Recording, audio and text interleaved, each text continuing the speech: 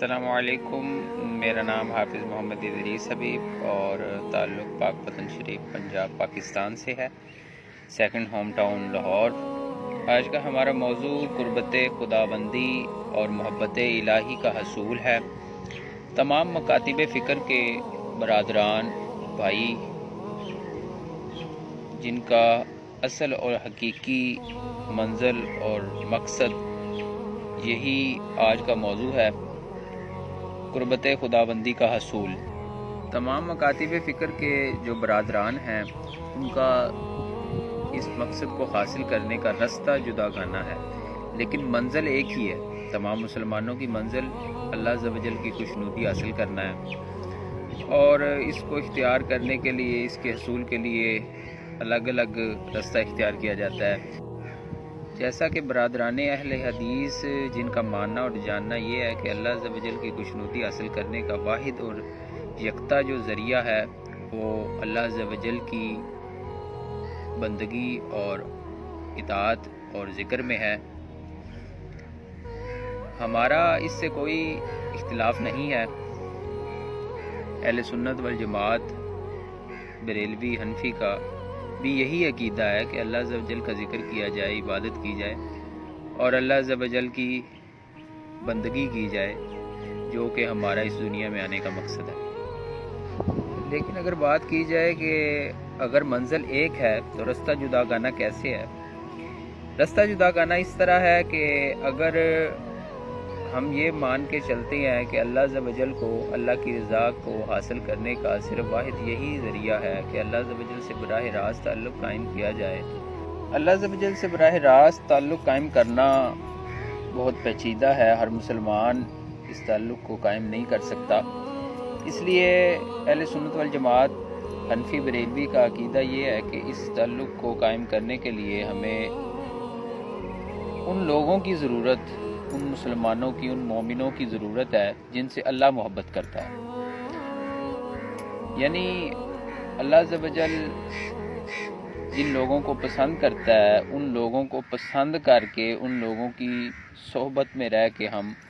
اللہ عز و جل کی قربت کو حاصل کر سکتے ہیں۔ ایک سادہ سی مثال سے ہم اس بات کو سمجھتے ہیں کہ اگر ہم نے ایک منزل سے دوسری منزل پہ جانا ہے یا تیسری منزل پہ جانا ہے تو ہمیں سیڑھیوں کا رستہ اختیار کرنا پڑے گا، تو سیڑھیوں سے سٹیپ بائی سٹیپ ہم اس منزل کو پا لیں گے۔ اسی طرح اللہ عز و جل تک پہنچنے کا رستہ جو ہے وہ حضور صلی اللہ علیہ وآلہ وسلم کی قربت اور محبت ہے، اور حضور تک پہنچنے کا رستہ اس امت کے اولیاء کرام، بزرگان دین اور وہ نیک لوگ ہیں جو اللہ عز و جل کے نزدیک متقی اور پرہیزگار ہیں اور اعلیٰ درجے پر فائز ہیں۔ اگر صرف آج کے موضوع کو دیکھا جائے تو میرا برادران اہل حدیث سے کوئی اختلاف نہیں، کیونکہ منزل اہل حدیث اور اہل سنت بریلوی حنفی کی بھی دونوں کی ایک ہی ہے کہ اللہ عز و جل کی خوشنودی حاصل کرنا، لیکن رستہ جدا جدا ہے۔ ان کا رستہ بھی، عقیدہ بھی ٹھیک ہے